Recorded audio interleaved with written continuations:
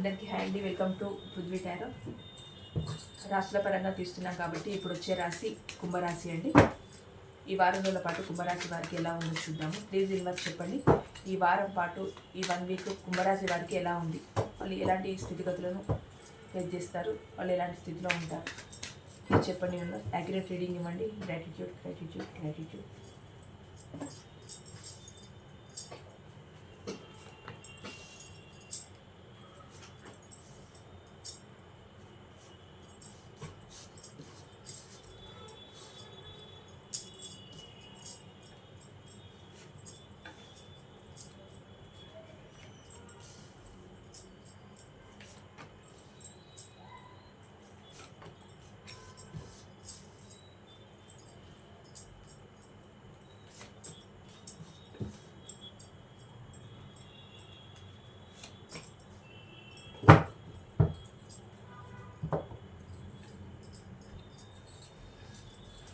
Okay అండి, కుంభరాశి వారికి ఎలా ఉందనంటే మీరు ఎవరి గురించో తెలుసుకోవాలని అనుకుంటున్నారండి. అది జాబ్ అయినా, కెరియర్ అయినా, రిలేషన్ అయినా, ఎవరి గురించి అయినా ఇన్ఫర్మేషన్ తెలుసుకోవాలనుకుంటున్నారు. ఖచ్చితంగా అందులో మీరు సక్సెస్ సాధిస్తారు.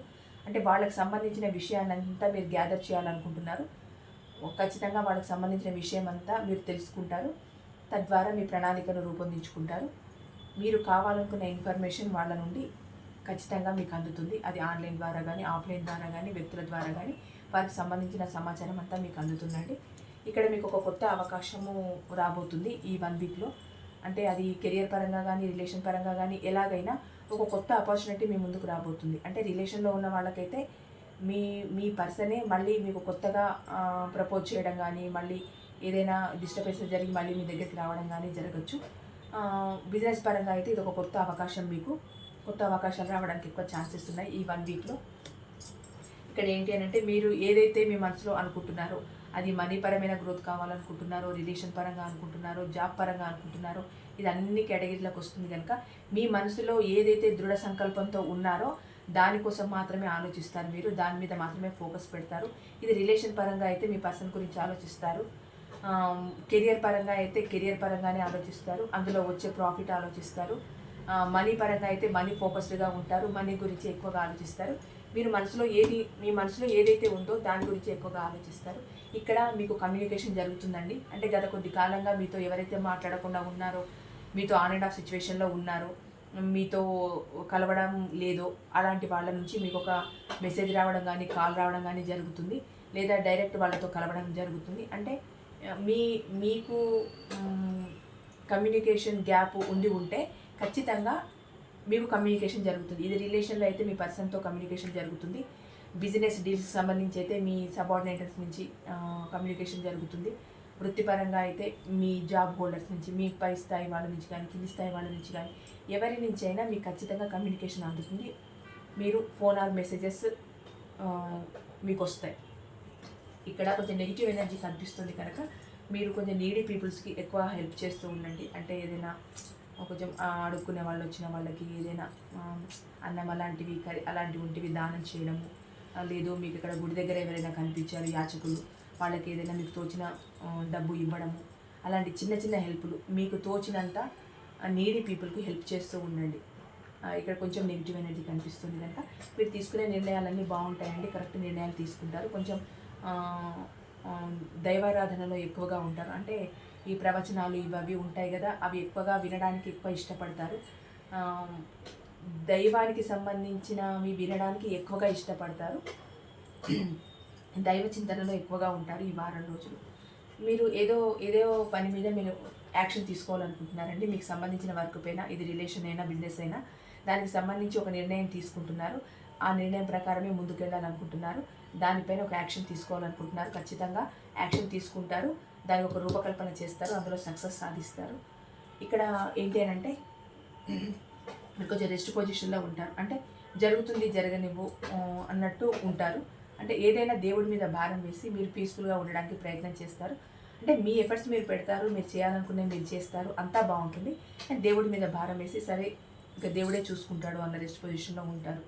ఇక్కడ మీకు 2 అవకాశాలు మీ ముందర ఉన్నా, అది జాబ్ పరంగా కానీ, రిలేషన్ పరంగా కానీ 2 అవకాశాలు మీ ముందు ఉన్నా కూడా మీకు ఏది మంచి అనిపిస్తుందో, ఏది మీ మనసుకు హత్తుకుంటుందో, ఏది నచ్చుతుందో దానికోసం మాత్రమే మీరు వెయిట్ చేస్తున్నారు.